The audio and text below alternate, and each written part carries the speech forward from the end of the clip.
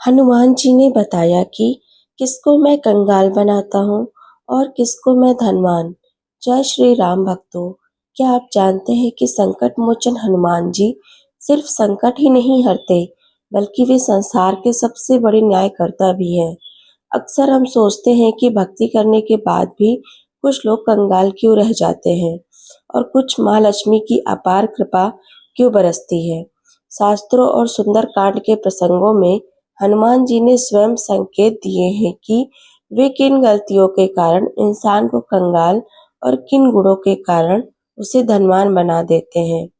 आज के इस वीडियो में हम बजरंग बली के उन गुप्त संकेतों और नियमों के बारे में जानेंगे, जिन्हें अगर आपने समझ लिया तो आपके जीवन से तंगी और दरिद्रता हमेशा के लिए विदा हो जाएगी।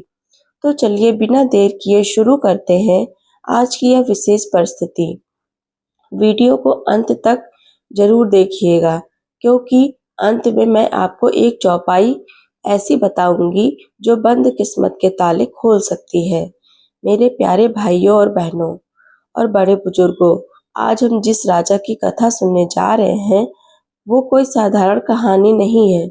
ये कहानी हमें सिखाती है कि वक्त का पहिया जब घूमता है तो राजा को भिखारी और भिखारी को राजा बनते देर नहीं लगती। कहते हैं कि समय ही सबसे बड़ा बलवान है। इंसान की हैसियत तो बस पानी का बुलबुला है। आइए सुनते हैं राजा सत्यव्रत के जीवन की वो घटना जिसने उन्हें महलों के सुख सुविधाओं से उठाकर धूल भरी सड़कों पर लाकर खड़ा कर दिया था। बात बहुत पुरानी है। भारतवर्ष के एक विशाल और समृद्ध राज्य धर्मपुरी में राजा सत्यव्रत का शासन था। जैसा उनका नाम था वैसा ही उनका काम था। वे हमेशा सत्य की राह पर चलते थे। उनके राज्य में कोई भी दुखी नहीं रहता था। किसानों के खेत लहलाते थे, व्यापारियों के भंडारे भरे रहते थे और माताएं बहनों की सुरक्षा ऐसी थी कि रात के अंधेरे में भी कोई निडर होकर कहीं भी जा सकता था। राजा सत्यव्रत अपनी प्रजा को अपनी संतान मानते थे। सुबह होते ही वे सबसे पहले मंदिर जाते थे, माथा टेकते थे और फिर अपने दरबार में आकर बैठते थे। उनके दरबार का एक नियम था, वहां से कोई भी जरूरतमंद खाली नहीं जाता था। राजा का महल सोने चांदी से दमकता था। 56 भोग लगते थे और सैकड़ों नौकर चाकर उनके एक इशारे पर खड़े रहते थे। लेकिन भाइयों, यहीं पर हमें एक बड़ी बात सीख मिलती है। इंसान अक्सर सुख में यह भूल जाता है कि यह हमेशा नहीं रहने वाला। राजा सत्यव्रत धार्मिक तो थे, लेकिन वे इस बात से अनजान थे कि विधाता ने उनके भाग्य में एक बहुत बड़ा इम्तिहान लिख दिया था। शास्त्र कहते हैं, सुख और दुख एक ही सिक्के के दो पहलू हैं। अगर आज धूप है तो कल छांव का आना भी तय है। सब कुछ ठीक ठाक चल रहा था, तभी समय ने ऐसी करवट ली कि बगल के राज्य के राजा अनंगपाल लंबे समय से धर्मपुरी की खुशहाली से जलता था। वह कपटी और लालची था। उसने देखा कि राजा सत्यव्रत अपनी प्रजा की सेवा में मग्न है, तो उसने मौके का फायदा उठाकर आधी रात को अपनी विशाल और क्रूर सेना के साथ धर्मपुरी पर अचानक हमला कर दिया। शास्त्रों में एक बात बड़ी ही पते की कही गई है, शत्रु, कर्ज और बीमारी को कभी छोटा नहीं समझना चाहिए। राजा सत्यव्रत की सेना तैयार नहीं थी। चारों तरफ हाहाकार मच गया। मासूम लोग मारे जाने लगे, घर जलने लगा। राजा सत्यव्रत ने वीरता से युद्ध किया, लेकिन अनंगपाल के छल कपट का सहारा लिया। उसने राजा के ही कुछ सेनापतियों को लालच देकर अपनी ओर मिला लिया। जब राजा ने देखा कि उनका अपना ही घर जल रहा है और गद्दारों की वजह से जीतना असंभव है, तो उन्होंने एक कड़ा फैसला लिया। उन्होंने सोचा कि अगर वे जीवित रहे तो दोबारा धर्म की स्थापना जरूर करेंगे। इसलिए अपनी प्रजा की आहुति देने के बजाय वे उस काली रात में गुप्त रास्ते से जंगल की ओर राजपाट सब छोड़कर निकल गए। जरा सोचिए भाइयों, जो राजा कल तक रेशम के गद्दों पर सोता था, आज उसकी छत एक खुला आसमान थी। जिनके पीछे हाथ बांधकर नौकर चलते थे, आज उनके पैर कांटों से लहालून थे। आज सत्यव्रत भागते भागते घने जंगल पहुंच जाते हैं। भूख से उनकी आंतियां सिकुड़ रही थी और प्यास से गला सूखकर काटा हो गया था। कहते हैं संकट के समय धैर्य ही इंसान का सबसे बड़ा मित्र होता है। राजा सत्यवान ने हिम्मत नहीं हारी। फिर सोचने लगे, हे प्रभु, कल तक मैं हजारों का भोजन कराता था और आज मुझे खुद ही एक दाने के लिए तरसना पड़ रहा है। क्या यही तुम्हारा न्याय है? मित्रों, फिर उन्हें याद आया कि भाग्य का लिखा कोई टाल नहीं सकता। वे कई दिनों तक जंगल जंगल भटकते रहे। उनके राजसी वस्त्र फटकर चिथड़े हो चुके थे, चेहरे की चमक गायब हो गई थी और धूल मिट्टी ने उनके शरीर को ढक लिया था। अब वे किसी राजा की तरह नहीं, बल्कि एक लाचार मुसाफिर की तरह लग रहे थे। चलते चलते वे एक दूसरे राज्य की सीमा में जा पहुंचे। वहां उन्हें कोई नहीं जानता था। उस अनजान राज्य के शहर में प्रवेश करते ही राजा को सबसे पहले एक हलवाई की दुकान दिखी। ताजी पूड़ियाँ और मिठाइयों की खुशबू ने उनकी भूख और बढ़ा दी। राजा वहां जाकर खड़े हो गए।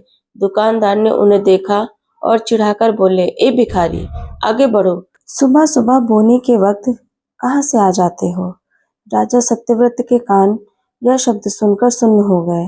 भिखारी यह शब्द उनके लिए किसी तीर जैसा था।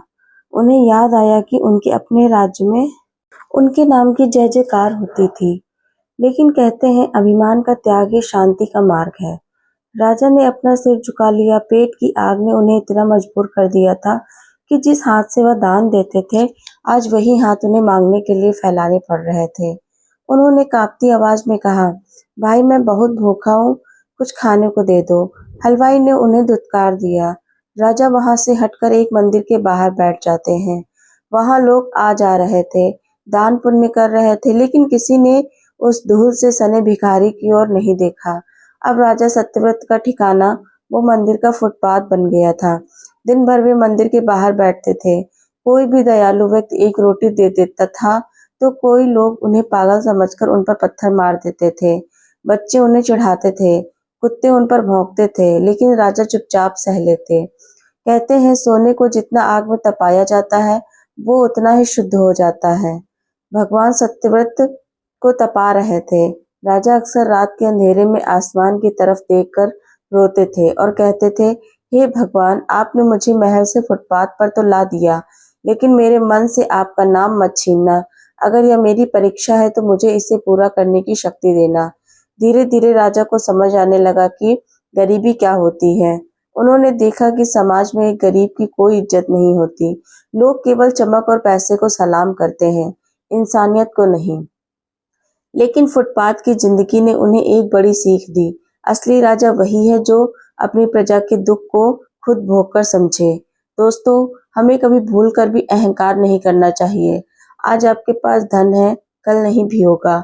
आज आप ऊंचे पद हैं, कल शायद ना रहें। जीवन की गाड़ी कभी पटरी पर दौड़ती है तो कभी कीचड़ में भी फंस जाती है, लेकिन जो इंसान हर हाल में भगवान पर भरोसा रखता है और अपना धर्म नहीं छोड़ता, वही अंत में जीतता है।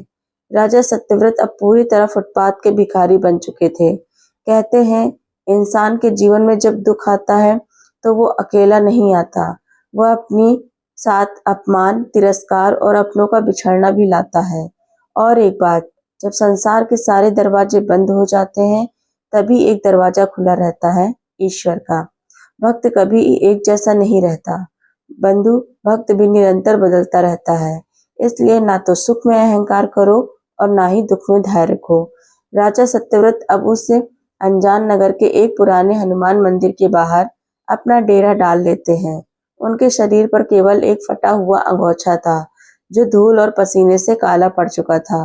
वे भूख से इतने बेहाल थे कि उनके हाथ पांव कांपने लगे। कहते हैं बुरा वक्त इंसान को वो सब कुछ देखने पर मजबूर कर देता है जिसकी उसने कभी कल्पना भी नहीं की होती। मंगलवार का पवित्र दिन था। मंदिर के सामने भक्तों की भारी भीड़ थी। लोग नए वस्त्र पहनकर सुगंधित फूलों के हार और मीठे प्रसाद के थाल लेकर प्रभु के दर्शन को आ रहे थे। राजा सत्यव्रत ने 3 दिनों से अन्न का एक दाना भी नहीं खाया था। उन्होंने एक धनी व्यापारी को मंदिर की ओर जाते देखा और बड़े ही कतार स्वर में कहने लगे, सेठ जी, बड़ा पुण्य होगा, इस भूखे को एक रोटी का टुकड़ा दे दो, हनुमान जी आपका भंडारा भर देंगे। मित्रों, वो सेठ जो हाथ में सोने का छत्र लेकर भगवान को चढ़ाने आया था, राजा को देखते ही अपनी नाक और भड़काने लगा। उसने कड़े स्वर में कहा, अरे ओ भिखारी, सुबह सुबह सामने आकर मेरा सुकून खराब कर रहे हो। हट्टे कट्टे हो, हाथ पैर सलामत है तो काम क्यों नहीं करते? यहाँ मंदिर के बाहर बैठकर हराम की रोटियां तोड़ने की आदत पड़ गई है तुम लोगों को। इतना कहकर उस सेठ ने राजा को जोर से धक्का दे दिया। राजा सत्यव्रत का शरीर कमजोर हो चुका था। उसे धक्के को सह नहीं पाया और वे मंदिर की सीढ़ियों से लुढ़कते हुए नीचे कीचड़ में जा गिरे। उनके माथे से खून बहने लगा और आंखों के सामने अंधेरा छा गया।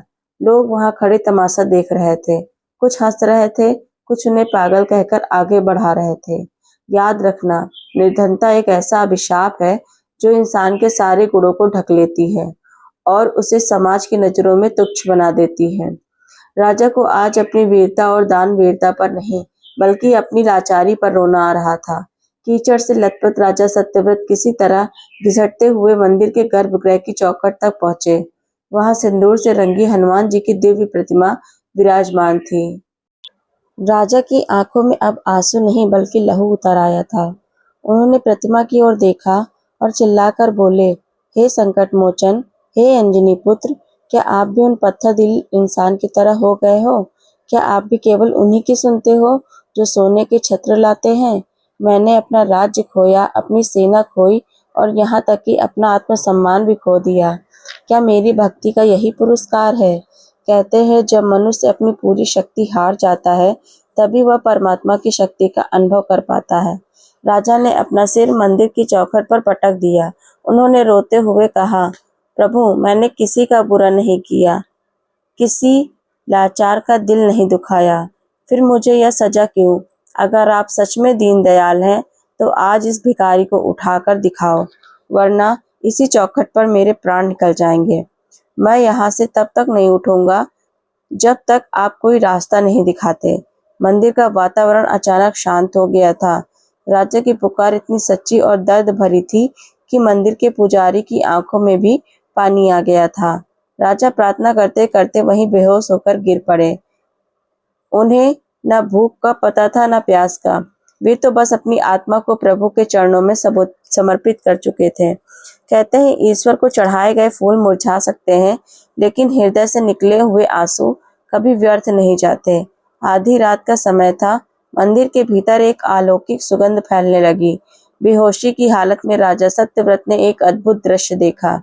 उन्हें लगा कि मंदिर की वह प्रतिमा अब सजीव हो गई है। एक विशाल वानर रूपी महापुरुष, जिनका शरीर सोने की तरह दमक रहा था और जिनकी आंखों में अथाह करुण थी, उनके पास आए। उन्होंने अपना वज्र जैसा हाथ राजा के माथे पर रख दिया। उनका हाथ स्पर्श होते ही राजा का सारा दर्द गायब हो गया, सारी भूख शांत हो जाती है। हनुमान जी ने गंभीर वाणी में कहा, उठो पुत्र सत्यव्रत, तुमने अधर्म के समय भी धर्म का साथ नहीं छोड़ा। यही तुम्हारी सबसे बड़ी जीत है। यह कष्ट तुम्हें गिराने के लिए नहीं, बल्कि तुम्हें महान बनाने के लिए आए थे। विधाता ने तुम्हारे जीवन का अध्याय अब बदल दिया है। उन्होंने आगे आदेश दिया है कि कल सुबह जब तुम जागोगे तो मंदिर के पीछे वाले हिस्से में मैं एक पीपल के पेड़ के नीचे तुम्हें एक वृद्ध रोगी साधु मिलेंगे। वे बहुत ही दयानीय अवस्था में होंगे। लोग इनसे घृणा करेंगे और उन्हें रोगों का भंडार मानेंगे, लेकिन पुत्र, वो कोई साधारण मनुष्य नहीं बल्कि महर्षि तपोनिधि हैं। तुम्हें बिना किसी संकोच के, बिना किसी घृणा के उनकी सेवा करनी है, उनका उपचार करना है। याद रखना, नर सेवा ही नारायण की सेवा है। तेरी सेवा ही तेरे उज्जवल भविष्य का मार्ग बनाएगी। इतना कहकर हनुमान जी अंतर ध्यान हो गए। सुबह जब सूरज की किरणें राजा की आंखों पर पड़ी तो वे एक नई ऊर्जा के साथ उठते हैं। उनके मन में अब कोई मलाल नहीं था। वे दौड़कर मंदिर के पीछे जाते हैं। वहां सचमुच एक बूढ़ा साधु लेटा हुआ था। उनकी हालत देखकर किसी का भी जी मिचल जाए। उनके शरीर पर कोढ़ जैसे घाव थे, जिनमें कीड़े पड़ रहे थे।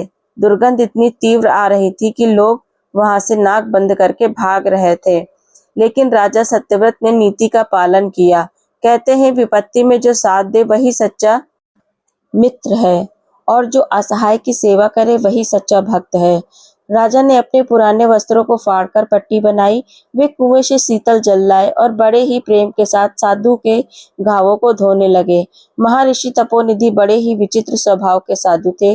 वे राजा को गालियां देते, उन पर थूक देते और कभी-कभी तो अपनी लाठी से उन्हें मार भी देते। राजा ने एक बार भी उफ नहीं की। वे जानते थे कि यह बजरंगबली की दी हुई परीक्षा है। वे दिन भर भिक्षा मांगते और जो कुछ भी रूखा सूखा मिलता पहले साधु महाराज को खिलाते। कई बार ऐसा होता कि भोजन कम पड़ जाता तो राजा खुद भूखे रह जाते, केवल पानी पीकर सो जाते। याद रखना, धैर्यवान व्यक्ति ही सफलता के शिखर को छू पाता है। राजा की निष्काम सेवा ने धीरे धीरे महर्षि के हृदय को पिघला दिया। 1 महीने की कठिन सेवा के बाद एक सुबह चमत्कार होता है। महर्षि तपोनिधि का रोग अचानक ठीक हो गया। उनका बूढ़ा शरीर एक तेजस्वी ऋषि के रूप में बदल गया। उन्होंने राजा को अपने पास बुलाया और कहा, सत्यव्रत, तेरी सेवा ने मुझे जीत लिया है। तूने राजसी अहंकार को त्याग कर एक रोगी की सेवा की है। यह सिद्ध करता है कि तू अब बड़ी शक्तियों को संभालने के योग्य हो गया है। महर्षि ने अपनी झोली से थोड़ी सी विभूति निकाली और राजा की आंखों पर लगा दी। उन्होंने कहा, मैं तुझे दिव्य दृष्टि प्रदान करता हूँ। आज से तू किसी भी मनुष्य का चेहरा देखकर उसका भविष्य जान लेगा। तुझे आने वाले संकटों का पहले से आभास हो जाएगा। लेकिन याद रखना राजन, एक बात तो कभी मत भूलना, शक्ति का उपयोग केवल जन कल्याण के लिए ही होना चाहिए। जिस दिन तूने इसका प्रयोग अपने स्वार्थ या बदला लेने के लिए किया, यह शक्ति उसी समय क्षीण हो जाएगी। राजा ने महर्षि के चरणों में सिर झुकाया। जब उन्होंने सिर उठाया तो महर्षि वहां से ओझल हो चुके थे। अब राजा सत्यव्रत के पास एक ऐसी ताकत थी जो दुनिया के किसी भी राजा के पास नहीं थी। लेकिन वे जानते थे कि यह सब हनुमान जी की कृपा का परिणाम है। और याद रखना दोस्तों, अक्सर जब हम मुसीबत आती है तो हम दूसरों को दोष देते हैं या भगवान से रूठ हो जाते हैं। लेकिन हमें यह समझना चाहिए कि कठिन रास्ते ही अक्सर खूबसूरत मंजिलों तक ले जाते हैं। दोस्तों, उन्होंने अपनी दिव्य शक्ति का पहला प्रयोग एक गरीब किसान पर किया जो मंदिर के पास अपनी किस्मत को कोस रहा था। राजा ने उसकी आंखों में देखा और समझ गए कि उसकी समस्या क्या है। उन्होंने उससे कहा कि पुत्र, निराश मत हो। अपने घर के पीछे जो पेड़ खड़ा है उसकी उत्तर दिशा में 5 हाथ की दूरी पर तुम जमीन खोदो। तुम्हारी दरिद्रता वहीं से दूर हो जाएगी। राजा के कहने पर किसान ने वैसा ही किया और उसे वहां सोने के सिक्कों से भरा हुआ एक कलश मिलता है।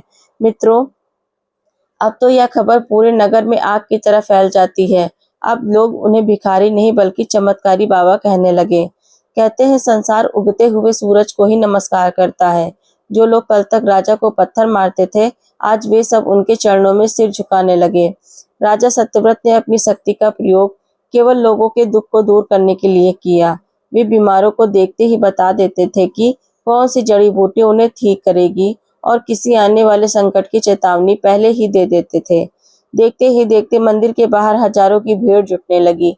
राजा ने कभी किसी से एक पैसा नहीं लिया। वे केवल इतना कहते थे कि यह सब बजरंगबली की कृपा है, मेरा इसमें कुछ नहीं है। और याद रखना, परोपकार से अर्जित किया गया यह सी वास्तविक धन होता है। लेकिन राजा इस बात से अनजान थे कि इसी भीड़ के बीच कुछ ऐसी आंखें भी थी जो उनसे जल रही थी। नगर के कुछ पाखंडी ज्योतिषी और तांत्रिक, जिनका धंधा राजा के कारण बंद हो गया था, उनके खिलाफ षड्यंत्र रचने लगे।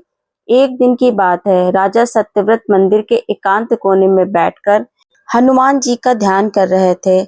अचानक उनमें विचार आया, मैंने हजारों लोगों का भविष्य देखा और संवारा, लेकिन मेरा अपना अंत क्या होगा? मैंने खुद अपना भविष्य नहीं देखा। क्या मैं दोबारा अपना राज्य पा सकूंगा? शास्त्रों में कहा गया है कि स्वयं का भविष्य जानने की उत्सुकता कभी-कभी मानसिक शांति को नष्ट कर देती है। राजा ने अपनी दिव्य दृष्टि को स्वयं पर केंद्रित किया। जैसे ही उन्होंने अपने जीवन की लकीरों को पढ़ना शुरू किया, उनका पूरा शरीर पसीने से भीग गया। उन्होंने देखा कि उनके जीवन के अब केवल कुछ ही महीने शेष हैं। उनकी आयु की रेखा 25 वर्ष पर जाकर अचानक टूट रही थी और सबसे डरावनी बात यह थी कि उनकी मृत्यु किसी बीमारी या बुढ़ापे से नहीं होने वाली थी। उन्होंने अपनी दृष्टि में देखा कि वही प्रजा जिसकी वे दिन रात सेवा कर रहे हैं, वही लोग अपने हाथों से लाठियों और डंडों से, पत्थरों से उन्हीं बेरहमी से मार रहे हैं। यह देखकर राजा की चीख निकल गई। वे थर-थर कांपने लगे। उन्होंने सोचा कि हे पवनपुत्र, यह कैसा न्याय है? जिस प्रजा के लिए मैंने अपना सुख त्यागा, जिस जनता की भलाई के लिए मैं दर-दर भटका, वही मेरे खून के प्यासे हैं। क्या महर्षि का वरदान मेरे लिए मौत का पैगाम लेकर आया है? नीति कहती है, होनी होकर रहती है, उसे कोई टाल नहीं सकता, लेकिन ज्ञानी पुरुष उसे जानकर विचलित नहीं होते। पर राजा सत्यव्रत आखिर एक मनुष्य ही थे। अपनी ही दर्दनाक मृत्यु का दृश्य देखकर उनका मन व्याकुल हो गया। मित्रों, इधर नगर में एक दुर्मुख नाम का एक दुष्ट तांत्रिक रहता था, जो राजा सत्यव्रत की बढ़ती ख्याति से बहुत परेशान हो गया। उसने देखा कि अब लोग उसके पास जादू टोलने के लिए नहीं जाते हैं। उसने अपने साथियों से मिलकर एक षड्यंत्र रचा। कहते हैं, मूर्ख जनता को अफवाहों के जरिए भड़काना सबसे आसान काम है। दुर्मुख ने नगर में धीरे-धीरे यह बातें फैलाना शुरू कर दी। यह चमत्कारी बाबा कोई संत नहीं बल्कि एक काला जादूगर है। उसने लोगों से कहा, तुम लोग अंधे हो गए हो। क्या तुमने नहीं देखा कि जब से यह आया है नगर में अजीब-अजीब घटनाएं हो रही हैं?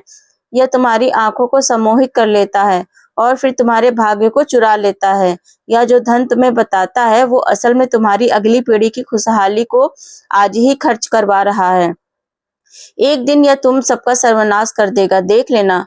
दुर्मुख ने लोगों को इस तरह से भड़काना शुरू कर दिया। शुरुआत में लोगों ने उसकी बातों पर यकीन नहीं किया, लेकिन एक बात सच है, एक झूठ को अगर 100 बार बोला जाए तो वह सच लगने लगता है। धीरे-धीरे लोगों के मन में संदेह का बीज बो दिया गया। राजा सत्यव्रत को अपनी दिव्य दृष्टि से इस षड्यंत्र का आभास हो रहा था, लेकिन उन्होंने कुछ कहा नहीं। वे जानते थे कि संघर्ष ही जीवन का दूसरा नाम है। उन्होंने अपना सारा ध्यान हनुमान जी की भक्ति में लगा दिया। समय बीतता गया और राजा के अगले जन्मदिन का समय करीब आ गया। उस दिन नगर में एक धनी सेठ का इकलौता पुत्र अचानक बीमार पड़ जाता है। सेठ भागता हुआ राजा सत्यव्रत के पास आया और उनके पैरों में गिर गया। राजा ने अपनी दिव्य दृष्टि से बालक की ओर देखा। उनके चेहरे पर उदासी छा गई। उन्होंने देखा कि उस बालक की जीवन रेखा समाप्त हो चुकी है। विधाता के विधान के अनुसार उसका समय पूरा हो चुका है। राजा ने सेठ से बड़े ही दुखी मन से कहा, सेठ जी धैर्य रखिए, इस बालक की आयु इतनी ही थी। साक्षात बजरंगबली भी अब इसे नहीं रोक सकते। आप ईश्वर का नाम ले और इसे विदा करने की शक्ति मांगे। मित्रों, सेठ यह सुनकर सन्न रह जाता है। तभी वहां वही दुर्मुख तांत्रिक पहुंच जाता है और जोर जोर से चिल्लाने लगता है, देखा आपने, मैंने कहा था आपसे, यह काल का दूत है। इसने अपनी काली जुबान से इस मासूम बच्चे को श्राप दे दिया। यह चाहता तो इसे बचा सकता था, लेकिन यह बलि मांग रहा है। मित्रों, उसी शाम उस बच्चे की मृत्यु हो गई। सेठ का दुख अब गुस्से में बदल गया। दुर्मुख ने आग में घी डालने का काम किया। उसने पूरी भीड़ को इकट्ठा किया और मंदिर की ओर चल पड़ा। कहते हैं, भीड़ का कोई चेहरा नहीं होता और ना ही उसकी कोई बुद्धि होती है। हजारों लोग जो कल तक राजा को पूजते थे, आज उनके खून के प्यासे हो गए। उनके हाथों में जलती हुई मसाले थी और पत्थर और लाठियां थी। राजा सत्यव्रत मंदिर की सीढ़ियों पर शांत बैठे थे। उन्होंने देखा कि उनकी देखी हुई भविष्यवाणी सच हो रही है। भीड़ मंदिर के द्वार पर पहुंच गई। मारो इस जादूगर को, इसे खत्म कर दो, यह हमारे बच्चों को खा जाएगा। लोग ऐसा बोल रहे थे। पहला पत्थर आकर राजा के माथे पर लगा। खून की एक तेज धार उनके चेहरे पर बह निकली। राजा ने आंखें बंद की और मुस्कुराए। उन्होंने मन ही मन कहा, हे प्रभु, आपकी लीला अपार है। प्रजा का प्यार भी देख लिया और आज इनका क्रोध भी देख रहा हूँ। अगर मेरी आहुति से ही इन लोगों का भ्रम दूर होता है तो मुझे यह मृत्यु स्वीकार है। पत्थरों की बारिश होने लगी। राजा का शरीर लहूलुहान हो गया, लेकिन उनके मुख से केवल एक ही शब्द निकल रहा था, जय बजरंगबली। राजा सत्यवान अचेत होकर जमीन पर गिर पड़े। उनकी मियाद पूरी हो चुकी थी और विधाता का वह डरावना लेख सच साबित हो रहा था। बंधुओं, कहते हैं, यश और अपयश एक ही सिक्के के दो पहलू हैं। जिस जनता ने राजा को सराखों पर बिठाया, उसी ने उन्हें मौत के घाट उतारने में देर नहीं लगाई। संसार की प्रशंसा पर कभी भरोसा नहीं करना चाहिए, क्योंकि यह पानी के बुलबुले की तरह होती है। और एक बात और ध्यान रखना, दुर्मुख जैसे लोग समाज में हमेशा रहते हैं, जो आपकी तरक्की से जलते हैं। उनसे भी सावधान रहना चाहिए। और बिना सोचे समझे भीड़ का हिस्सा बनना सबसे बड़ा पाप है।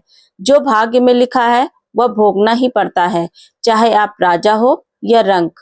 राजा सत्यव्रत को उनकी ही प्रजा ने पत्थरों से मार मार कर अधमरा कर दिया था। जब राजा ने अपनी देह त्यागने का मन बना लिया, तभी बजरंग बली ने उन्हें साक्षात दर्शन दिए और न केवल उनके प्राण बचाए, बल्कि उन्हें एक नया जीवन दिया। हनुमान जी ने उन्हें सुंदर वन की यात्रा पर भेजा, ताकि वे खोई हुई शक्ति और अपना राज्य वापस पा सकें। हनुमान जी की कृपा से राजा सत्यव्रत का शरीर वज्र के समान शक्तिशाली हो गया था। उनके घाव भर चुके थे और आंखों में एक नई चमक आ गई थी। जब वे सुंदरवन की सीमा पर पहुंचे, तो वहां का नजारा देखकर कोई भी साधारण मनुष्य कांप जाता। चारों तरफ इतना घना जंगल था कि दिन में भी रात का एहसास होता था। कहते हैं, साहसी व्यक्ति के लिए कोई भी मार्ग दुर्गम नहीं होता। राजा ने जैसे ही जंगल में पैर रखा, उनकी वो दिव्य दृष्टि गायब हो गई। राजा चौंक जाते हैं। उन्हें अब भविष्य नहीं दिख रहा था। राजा समझ गए थे कि यहाँ का युद्ध तलवार से नहीं, बल्कि मन की शक्ति से लड़ना पड़ेगा। वे आगे बढ़ते ही गए। उन्होंने देखा कि झाड़ियों से एक भयानक हंसी गूंज रही थी। एक भ्रमर नाम का राक्षस प्रकट होता है। वो धुएं की तरह काला और डरावना था। उसने अपनी माया से राजा के चारों ओर आग की लपटें जला दी। राजा को लगा कि उनका शरीर जल रहा है। राजा ने तुरंत अपनी आंखें बंद की। उन्होंने सोचा कि यदि वे हनुमान जी के भक्त हैं, तो आग उनका बाल भी बांका नहीं कर सकती। उन्होंने मंत्र जपना शुरू कर दिया और देखते ही देखते चमत्कार भी हुआ। वो आग गायब हो जाती है। वो केवल एक मानसिक भ्रम था। राजा ने अपनी लाठी से उस राक्षस को धूल चटा दी। राक्षस ने हार मानकर उन्हें आगे का रास्ता बताया। मित्रों, राक्षस को पार करने के बाद राजा काली पहाड़ी पर पहुंचते हैं। यहाँ जमीन पर हजारों जहरीले सांप रेंग रहे थे। राजा ने पेड़ों की लताओं को पकड़कर एक वानर की भांति झूलते हुए उस खतरनाक क्षेत्र को पार किया। कहते हैं, बुद्धि का सही प्रयोग, सही समय पर सही प्रयोग ही सबसे बड़ा हथियार होता है। सांपों से बचकर जब वे आगे बढ़े, तो उनके सामने एक विशाल खाई आती है। वो खाई इतनी चौड़ी थी कि उसे कूदना नामुमकिन था और नीचे पाताल जैसा अंधेरा था। वहां दो सिर वाला शेर बैठा था। शेर ने कहा, राजन, ये अविश्वास की खाई है। यहाँ कोई पुल नहीं है। जो डरेगा वो गिरेगा, जो विश्वास करेगा वह पार होगा। राजा सत्यव्रत ने एक गहरी सांस ली। उन्होंने सोचा कि अगर बजरंग बली ने यहाँ तक भेजा है, तो रास्ता आगे भी बनाएंगे। उन्होंने जय श्री राम का नारा लगाया और हवा में कदम रख दिया। देखने वालों को लगा कि वे नीचे गिरेंगे, लेकिन उनके पैर एक अदृश्य पुल पर टिक गए। ये उनके अडिग विश्वास का परिणाम था। उन्होंने सफलता से वो खाई पार कर ली। 3 बाधाओं को पार कर लिया था। खाई पार करने के बाद राजा नीली पहाड़ी पर पहुंचते हैं। यहाँ की हवा में एक अजीब सी नशीली खुशबू थी। अचानक राजा को धुंध में कुछ आकृतियां दिखाई दी। जब वे पास आए, तो देखा, उन्हें देखकर राजा के आंसू निकल पड़े। सामने उनकी मृत पत्नी, उनके ही स्वर्गीय माता पिता और उनके बचपन के मित्र खड़े थे। वे सब रो रहे थे और कह रहे थे, सत्यव्रत, हमें छोड़कर कहाँ जा रहे हो? देखो, हम कितने अकेले हैं। हमारे पास लौट आओ। राजा का मन विचलित हो जाता है। उन्हें लगा कि सब कुछ छोड़कर अपनी पत्नी को गले से लगा ले। उनका पैर उस मायावी दुनिया की ओर बढ़ने लगा था। कहते हैं, मोह ही सारे दुखों की जड़ होता है और लक्ष्य से भटकाने वाला यह सबसे बड़ा शत्रु है। राजा को अचानक हनुमान जी की याद आई। उन्होंने सोचा कि जो मर चुके हैं, वे वापस नहीं आ सकते। ये केवल उनकी कमजोरी का फायदा उठाने वाली एक माया है। उन्होंने अपना मुख फेर लिया और जोर जोर से चिल्लाए, यह सब झूठ है। मेरी असली मंजिल धर्म की स्थापना है। जैसे ही उन्होंने मोह का त्याग किया, वो सारी माया धुएं की तरह उड़ गई। राजा भावुक थे, इसलिए अब वे और भी मजबूत हो चुके थे। उन्होंने सुंदरवन की सबसे बड़ी बाधा, यानी कि अपने मन पर विजय पा ली थी। भाइयों और बहनों, सुंदरवन की यह यात्रा हमारे ही जीवन की कहानी है। हम भी अपने जीवन में कई बार भ्रम के शिकार होते हैं, कई बार अंधविश्वास की खाई में गिरते हैं और कई बार मोह माया के जाल में फंसकर अपने लक्ष्य को भूल जाते हैं। राजा सत्यव्रत ने माया को जीत लिया था, लेकिन अब वे स्वर्ण पहाड़ी की उस अंतिम चोटी पर पहुंच चुके थे, जहां वानर गुफा उनका इंतजार कर रही थी। एक कड़वा सच बताऊं दोस्तों, सफलता की अंतिम सीढ़ी सबसे अधिक कठिन और चुनौतीपूर्ण और जानलेवा होती है। राजा जब स्वर्णगिरी यानी कि उस सुनहरी पहाड़ी की चोटी पर खड़े थे, जहां बादलों के पार रहस्यमयी वानर गुफा उनका इंतजार कर रही थी, स्वर्णगिरी की चोटी पर पहुंचते ही राजा सत्यव्रत को एक अद्भुत दिव्य शांति का अनुभव हुआ। वहां की हवा में कपूर और चंदन की महक थी। सामने विशाल पर्वत को काटकर बनाया गया एक द्वार था, जिसका आकार किसी वानर के मुख की तरह था। राजा ने एक गहरी सांस ली, अपने इष्ट देव का स्मरण किया और जय बजरंगबली का उद्घोष करते हुए जैसे ही भीतर कदम रखा, पीछे से एक गगनभेदी आवाज आई, धड़ाम। एक भारी चट्टान अपने आप गिरी और गुफा का द्वार पूरी तरह से बंद हो जाता है। अब राजा चारों तरफ से उस गुफा में बंद थे। बाहर जाने का कोई रास्ता नहीं था, लेकिन कहते हैं परमात्मा के मार्ग पर पीछे मुड़ने का कोई विकल्प नहीं होता, केवल आगे बढ़ना ही विजय का मार्ग है। गुफा के भीतर घोर अंधेरा था, पर जैसे जैसे राजा आगे बढ़े, दीवारों पर लगी मसाले अपने आप नीली रोशनी के साथ जल उठी। दीवारों पर त्रेता युग के दृश्य बने थे, हनुमान जी के लंका दहन, संजीवनी लाना और श्री राम के चरणों में बैठना। इन चित्रों को देखकर राजा का मनोबल और बढ़ गया। आगे बढ़ते ही राजा को एक अंधेरे कोने में लोभदेव नाम का एक कंकाल जैसा दिखने वाला बूढ़ा मिला। वो सदियों से वहां बैठा था। वो भी कभी एक शक्तिशाली राजा हुआ करता था, लेकिन वो शक्ति पाने के लालच में आया था, सेवा के भाव से नहीं आया था। लोभदेव ने कांपती आवाज में कहा, रुक जाओ युवक, आगे मत जाओ, आगे मौत है। मैं भी कभी तुम्हारी तरह यहाँ आया था, अभिमानी बनकर, पर इस गुफा की पहेलियों ने मेरा सब कुछ छीन लिया। यहाँ की शक्ति केवल उससे मिलती है जो खुद को मिटा सके। राजा सत्यव्रत ने दया भाव से उसे पानी पिलाया और बोले, बाबा, जो अपनी मृत्यु को पहले ही देख चुका हो, उसे डराया नहीं जा सकता। मैंने यहाँ राज करने की ताकत नहीं, बल्कि अपनी प्रजा के आंसू पोंछने का अधिकार मांगने आया हूँ। कहते हैं परोपकार के लिए जो अपने प्राणों का मुंह छोड़ देता है, साक्षात मृत्यु भी उसे रास्ता देती है। राजा ने उस वृद्ध को वहीं पर छोड़ा और सुरंग के सबसे गहरे हिस्से यानी कि गुफा के गर्भगृह की ओर बढ़ गए। जैसे ही राजा गर्भगृह में पहुंचे, उनकी आंखें चौंधिया गईं। सामने एक ऊंचे चबूतरे पर इस फटीक नाम की बनी दिव्य गदा हवा में तैर रही थी। उससे निकलने वाला प्रकाश इतना तेज था कि हजारों सूरज भी कम पड़ जाएं। राजा जैसे ही उस गदा की ओर बढ़े, पूरी गुफा किसी भूकंप की तरह हिलने लगी। जमीन फटी और वहां से 20 फीट ऊंचा एक विशाल पत्थर का राक्षस प्रकट हुआ, जिसका नाम शिलांगत था। शिलांगत का शरीर कठोर चट्टानों से बना था।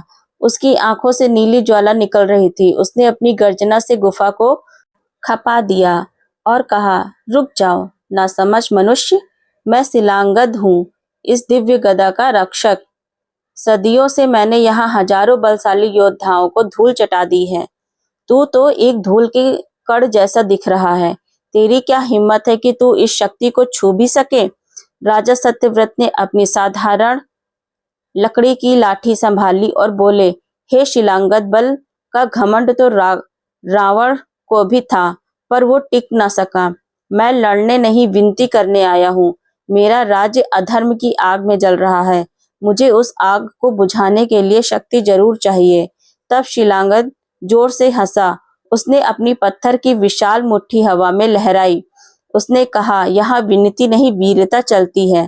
पहले मेरे इस मुक्के का प्रहार सह लीजिए, फिर बात करते हैं। कहते हैं जब विनाश काल निकट आता है तो बुद्धि काम करना छोड़ देती है। शिलांगत ने पूरी ताकत से एक मुक्का राजा की ओर चलाया। राजा बिजली की तरह फुर्ती से पीछे हट गए और वो मुक्का दीवार से टकराया, जिससे पूरी गुफा की छत, बड़े बड़े पत्थर वहां से गिरने लगे। युद्ध लंबा चला। शिलांगत के पास अपार शक्ति थी। वह पत्थर का था, इसलिए उसे चोट नहीं लग रही थी। राजा सत्यव्रत समझ गए कि इसे बाहुबल या हथियारों से नहीं जीता जा सकता। जहाँ शक्ति काम न आए, वहां समर्पण और प्रार्थना ही सबसे बड़ा शस्त्र होता है। राजा ने अपनी लाठी एक तरफ रखी, उन्होंने अपने हाथ जोड़ लिए और शिलांगत के कदमों के पास बिना किसी डर के बैठ गए। उन्होंने अपनी आंखें बंद की और हनुमान चालीसा का पाठ शुरू कर दिया। नास रोग हरे सब पीरा, जपत निरंतर हनुमत वीरा। शिलांगत ने देखा कि यह मनुष्य तो भागने के बजाय उसके पैरों में बैठा है। उसने अपनी विशाल मुट्ठी राजा के सिर पर दे मारने के लिए उठाई। मुक्का राजा के मस्तक से बस 1 इंच दूर था कि अचानक उस दिव्य स्फटिक गदा से एक प्रचंड बिजली जैसी रोशनी निकली। उस रोशनी ने शिलांगत के हाथ को हवा में ही पत्थर की तरह जमा दिया। गुफा में एक भारी गूंजती हुई दिव्यवाणी हुई, शिलांगत रुक जाओ, बल केवल मांसपेशियों में नहीं, आत्मा की पवित्रता में होता है। इस भक्त ने अपने अहंकार की आहुति दी है, अब यह शक्ति का असली अधिकारी है। मित्रों, शिलांगत का वो पत्थर जैसा शरीर धीरे धीरे शांत पड़ जाता है। वो घुटनों के बल बैठ जाता है और उसके पत्थर के गालों से पानी की बूंदें गिरने लगती हैं। उसने कहा, राजन मुझे क्षमा करें, मैं सदियों से केवल उस मनुष्य की तलाश में था जो शक्ति पाकर अभिमानी न हो। आपने झुककर यह साबित कर दिया कि आप ही इस दिव्य भार को उठाने के योग्य हैं। राजा सत्यव्रत अब चबूतरे की ओर बढ़े। जैसे ही उन्होंने उस दिव्य गदा को अपने हाथों से छुआ, वो गदा एक तरल सुनहरी रोशनी में बदलकर राजा के शरीर में समाने लगी। एक पल के लिए राजा को लगा कि उनके भीतर ब्रह्मांड की सारी शक्तियां आ गई हैं। उनका बूढ़ा और कमजोर शरीर अचानक एक तेजस्वी, सुडौल और वज्र जैसे बलवान शरीर में बदल गया। उनके रोम रोम में प्रकाश फूटने लगा। कहते हैं, ईश्वर की शक्ति जब पात्र के भीतर समाती है तो वह केवल शरीर नहीं, साक्षात धर्म का स्वरूप बन जाता है। अब राजा के पास कोई गदा नहीं थी, क्योंकि उनके हाथ ही अब गदा के समान शक्तिशाली हो चुके थे। जब वे गुफा से बाहर निकले तो बंद द्वार अपने आप धूल बनकर उड़ गए। बाहर खड़ा सुंदरवन अब डरावना नहीं बल्कि मंगलकारी लग रहा था। राजा ने एक लंबी सांस ली और अपनी दिशा तय की। अब उन्हें अपनी उस प्रजा को न्याय दिलाना था जिसने उन्हें पत्थर मारे थे। मेरे भाइयों और बहनों, याद रखना, हम अक्सर अपनी समस्याओं से पत्थर की तरह टकराते हैं और घायल हो जाते हैं, लेकिन अगर हम ईश्वर के सामने झुकना सीख लें तो बड़ी से बड़ी चट्टान भी रास्ता देती है। जो झुकता है वही भरता है। जैसे कुएं में बाल्टी झुकती है तभी पानी भर पाती है, वैसे ही जो ईश्वर के आगे झुकता है वही शक्ति प्राप्त कर पाता है। राजा सत्यव्रत अब सुंदरवन की दुर्गम यात्रा पूरी करके अपने राज धर्मपुरी की सीमा में लौट आए थे। उनकी आंखें भर आई। वो राज्य को कभी दूध मक्खन की नदियों के लिए जाना जाता था, आज शमशान जैसा लग रहा था। राजा अधर्म अनंगपाल के सैनिकों ने प्रजा का जीना दूभर कर दिया था। दोस्तों, जिस राज्य का राजा विलासी और अन्याय हो, उस देश की प्रजा अकाल मृत्यु को प्राप्त होती है। सत्यव्रत ने देखा कि खेतों में फसल की जगह खरपात उगे खड़े हैं, क्योंकि सैनिकों ने किसानों के बैल और हल छल से ले लिए थे। छोटे छोटे बच्चे भूख से बिलख रहे थे और घरों की छतों से धुआं नहीं, मायूसी निकल रही थी। राजा ने अपना चेहरा एक पुराने फटे वस्त्र से ढक लिया ताकि कोई उन्हें पहचान न सके। वे सीधे राजमहल के मुख्य द्वार की ओर बढ़े। द्वार पर खड़े पहरेदार ने उन्हें रोककर उनका उपहास किया। एक पहरेदार ने लात मारकर कहा, ओए भिखारी, इस रास्ते पर कदम रखने की हिम्मत कैसी हुई तुम्हारी? यह महाराज अनंगपाल का महल है। यहाँ केवल वही आता है जो सोने की अशर्फियां लाता है। राजा सत्यव्रत ने कहा, भाई, मैं अपने घर वापस आया हूँ। जाओ अपने राजा से कहो कि इस राज्य का असली रक्षक द्वार पर खड़ा है। पहरेदार हंसने लगे और उनमें से एक ने राजा पर भाले से वार किया, लेकिन जैसे ही भाला राजा के शरीर से टकराया, वो शीशे की तरह टूटकर बिखर गया। पहरेदारों के होश उड़ गए।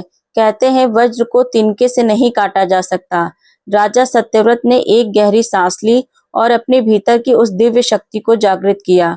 उन्होंने महल के विशाल लोहे के दरवाजों को बस एक हल्का सा धक्का दिया।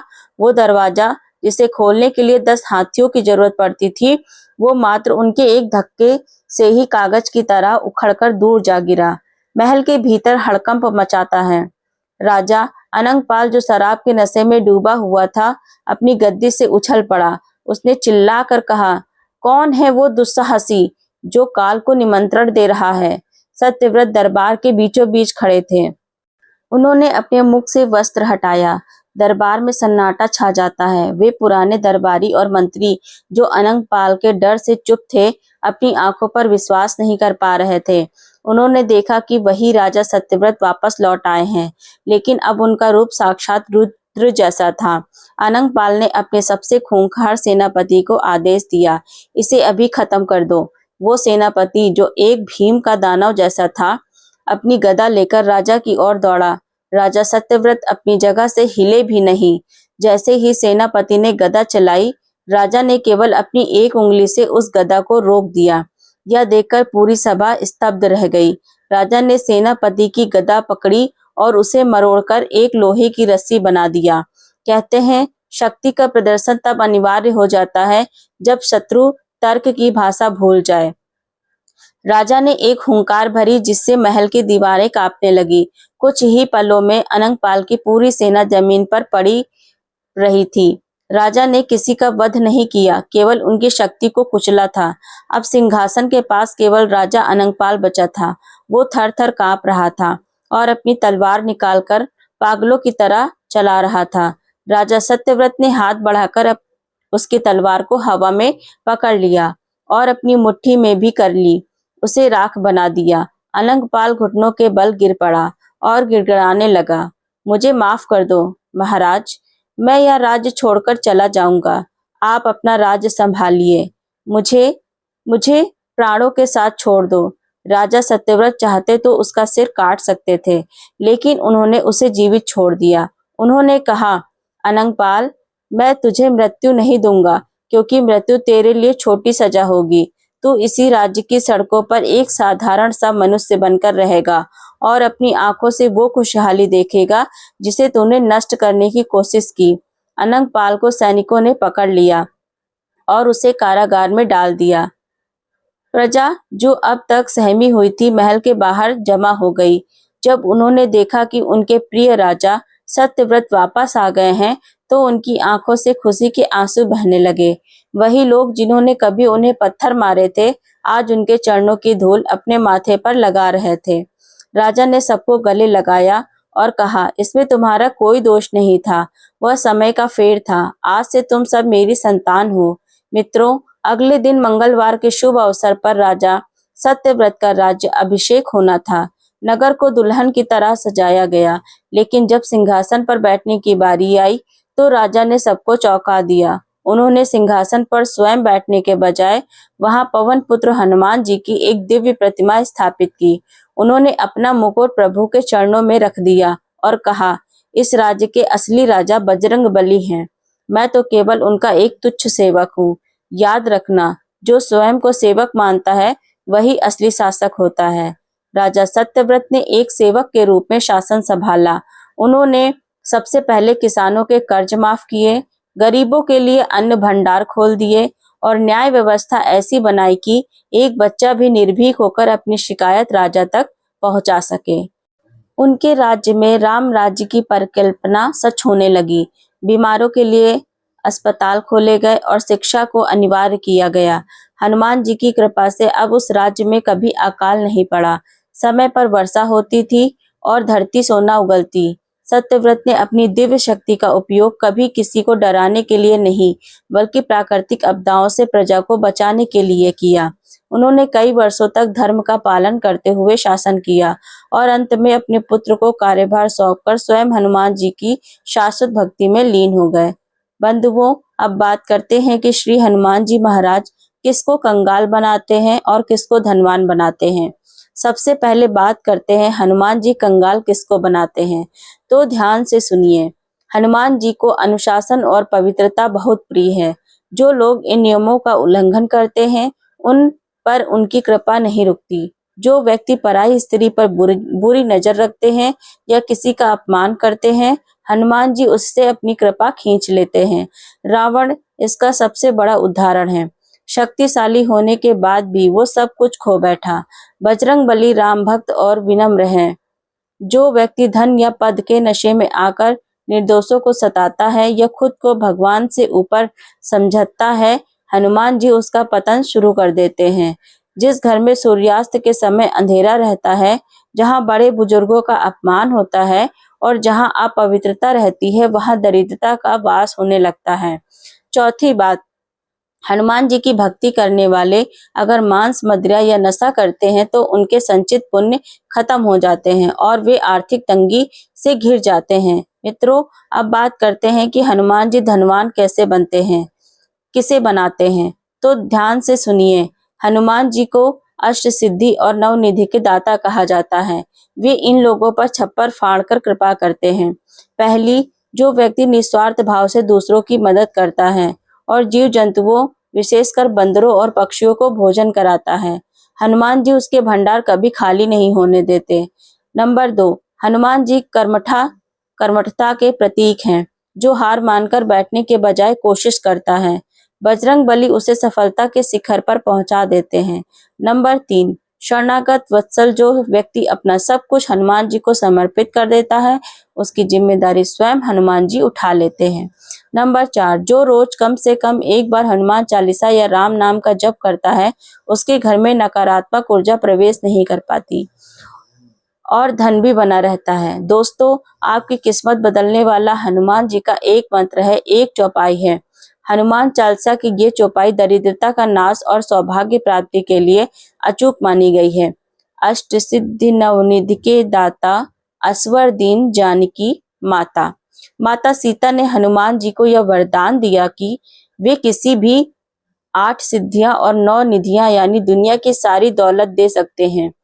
इसे कैसे प्रयोग करना है? अगर आपके जीवन में आर्थिक तंगी ज्यादा है तो मंगलवार या शनिवार को चमेली के तेल का दीपक जलाकर इस चौपाई का 108 बार जाप करें। तो दोस्तों, हनुमान जी केवल शारीरिक बल ही नहीं बल्कि धन और बुद्धि के भी देवता हैं। अगर आप अपनी बुरी आदतों को छोड़कर उनकी शरण में जाते हैं तो आपकी किस्मत बदलने में देर नहीं लगती। तो मित्रों, चलिए कहानी आज की यहीं पर समाप्त होती है। कमेंट बॉक्स में जय श्री राम, जय बजरंगबली अवश्य लिखें। मिलते हैं आपसे अगली वीडियो में एक और चर्चा के साथ। आप सभी को बहुत बहुत धन्यवाद। जय श्री राम।